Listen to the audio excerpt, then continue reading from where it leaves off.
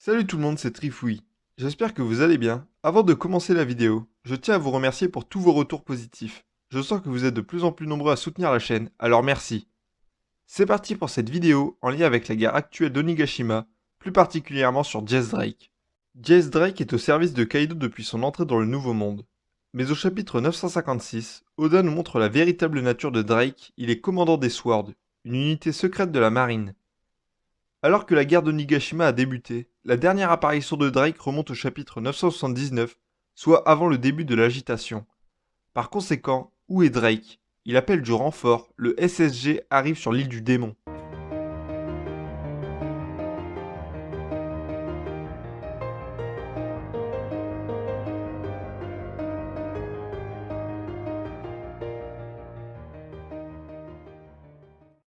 La guerre fait rage. Les 9 fours rouges affrontent Kaido, Luffy est face à Big Mom, les Ming se transforment en Sulong. Mais un homme important reste introuvable, Jess Drake, le commandant des Swords.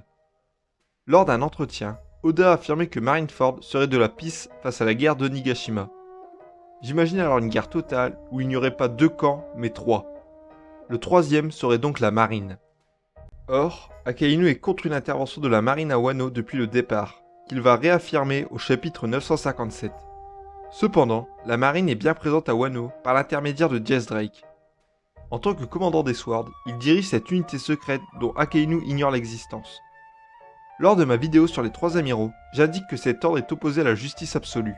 Drake est alors le maître des opérations de la marine à Wano. Néanmoins, quelle force armée envoyer, capable de lutter face à des empereurs et sans éveiller les soupçons d'Akainu? L'arme secrète de Vegapunk, le SSG, est capable de remplacer les 7 grands corsaires, et Vegapunk ne semble pas être un partisan de la justice d'Akainu. Il n'est pas quelqu'un d'immoral, en effet, il a respecté la dernière volonté de Kuma avant que celui-ci perde toute son humanité, en insérant dans ses programmes l'ordre de protéger le Sunny. Onigashima représente le moment idéal pour mener une phase de test en conditions réelles du SSG. Il y a 2 ans, sur l'archipel Sabondi, les supernovas étaient opposés aux pacifistas. Cela a permis à la marine d'évaluer la réelle force des pacifistas en vue de les préparer à la guerre face à Barbe Blanche. Onigashima représente la même opportunité, une phase de test pour connaître la puissance du SSG afin de l'améliorer pour la future grande guerre impliquant le monde entier. Jess Drake constaterait à nouveau le génie de Vegapunk comme à Sabondi au chapitre 509. Quelle serait la nature de cette arme? Pour répondre à cette question, j'ai 2 théories bien distinctes. Lors de ma vidéo sur César, j'affirmais que le SSG était le processus de transformation d'humains en géants, et j'ai du mal à imaginer des géants rivaliser face à Mihawk par exemple. Aujourd'hui, je pense que le SSG est une version améliorée du pacifista, toujours un robot humanoïde, pourquoi pas géant, mais maîtrisant plusieurs pouvoirs de fruits du démon de type Logia. Depuis l'entrée de Luffy dans le Nouveau Monde, les fruits du démon artificiels créés par César sont au cœur de l'intrigue. Cependant, César est uniquement capable de créer des Smiles, des fruits du démon de type Zoan. Le scientifique fou est en rivalité avec Vegapunk, et dans cette rivalité, Vegapunk sort toujours vainqueur. Alors cette fois-ci, comment peut-il gagner face à César, créant des fruits du démon de type Zoan? Tout simplement en créant des fruits du démon du type le plus puissant, les Logia. Imaginez alors une armée de robots maîtrisant plusieurs pouvoirs de Logia à Onigashima. La guerre actuelle entrerait dans une nouvelle dimension. J'ai une deuxième théorie sur la nature du SSG qui pourrait également changer le cours de la bataille. En effet, depuis toujours, le gouvernement mondial a pour ambition d'acquérir une armée de géants. Et pour cela, il désire transformer des humains en géants. C'est ce que Law affirme au chapitre 668 et évoque qu'il y a une rivalité entre César et Vegapunk autour de ce projet. Or, il ne s'agit pas de simples géants.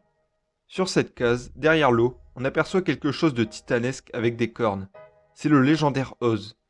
Par conséquent, le gouvernement mondial veut mettre la main sur une armée d'anciens géants qui sont beaucoup plus grands et puissants que simples géants. Une race étant capable de transporter des continents. Ce qui fait le lien avec ma vidéo sur Moria où j'affirme qu'Im désire avoir le corps d'Oz. Donc, le SSG pourrait être en réalité une armée d'anciens géants. Et cette arme pourrait tenir tête aux grands corsaires. Ainsi, Onigashima, l'île du démon, s'apprête à accueillir ses habitants originels, prêts à nous offrir une entrée fracassante, où ils écraseraient les Numbers d'Onigashima. Peu importe la nature du SSG, Jess Drake réaliserait un énorme coup. On peut alors se demander si l'événement du chapitre 1000 ne serait pas l'arrivée du SSG accompagné de l'entrée en scène d'un personnage mythique de One Piece, Vegapunk. C'est la fin de cette vidéo. Merci de l'avoir regardée. Dis-moi en commentaire ce que cache la disparition de Drake selon toi, ainsi que la nature du SSG. C'était Trifouillis, n'hésite pas à t'abonner à la chaîne, portez-vous bien, salut tout le monde.